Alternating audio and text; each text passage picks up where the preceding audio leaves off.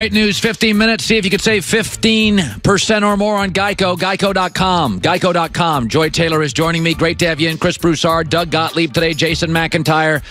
We are packed today. A lot of different things. Coming into the playoffs, especially after last year, we kind of felt like the Houston Rockets were the number 2 team.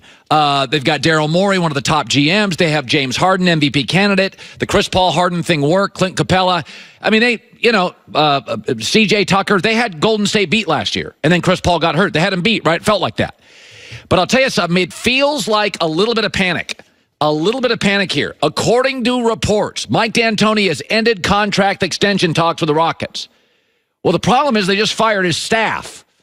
So how do you put a staff together when the coach doesn't get an extension and has got a year left? So, Daryl Morey is the GM, smart guy. He said this week, I'll trade everybody. Whoa. Mike D'Antoni got his staff fired. Everybody down to the videographer.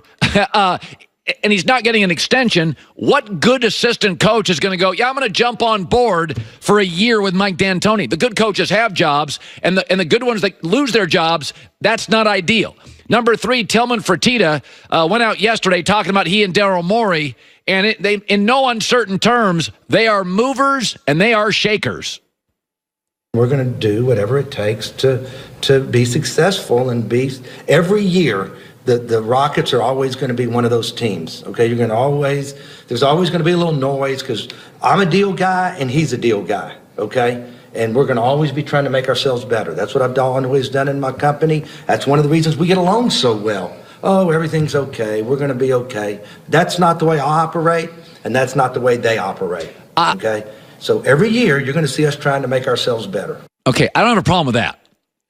But there's 2 things going on here. Number 1, Daryl Morey, he is over Mike D'Antoni.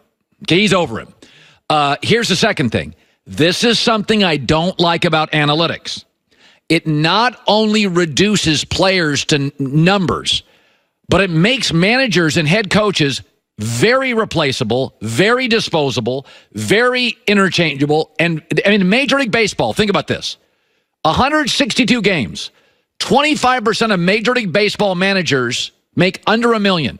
So the football coach at Boise State makes, in 15 games, 13 games, 12 games, makes 3 times more than a quarter of baseball managers, and he makes more than all but about 3 baseball managers.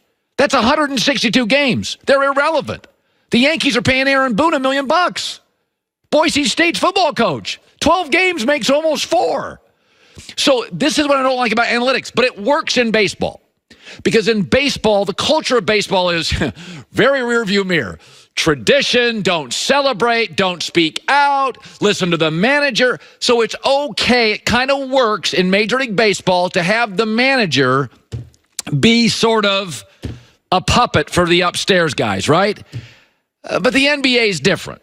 The NBA is a star-driven league and should be. Okay, 5 starters, 2 great ones can change everything. God, in Toronto, 1 great one's changing everything.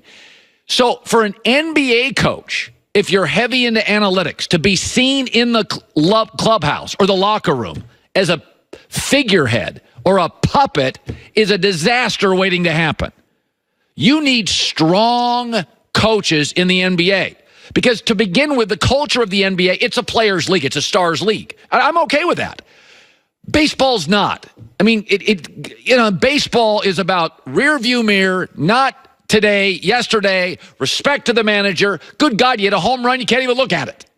Basketball's not that. Celebration, players, gassed up, shoe deals, PR. If you have a coach in that locker room that's a figurehead, he's going to get trampled. Brad Stevens had power and struggled with Kyrie. Guys with Shaq, Phil Jackson had 2 fistful of rings. He struggled with Shaq and Kobe. So you got to have powerful coaches in these locker rooms that are respected by the star player. Greg Popovich. You know what I mean? This idea you can just throw a figurehead in there. And, the GM's doing the lineup. It's all about analytics. Not going to work in the NBA. Strong leadership. And so, listen, it kind of feels like Houston here, a little bit of panic. Chris Paul's contract's getting worse by the day. We don't have the right coach. James Harden's turning 30 really quick. Golden State's in the finals again. The window's kind of closing. Nobody's going to make a deal on Chris Paul. Clint Capella against the Warriors. We can't have him on the floor. You kind of sense here a little kind of, I'm not saying it's man overboard, but it does feel like the walls are closing in a little on Houston, a team we thought was the second best and may end up in the finals a month ago. Joy with the news. No.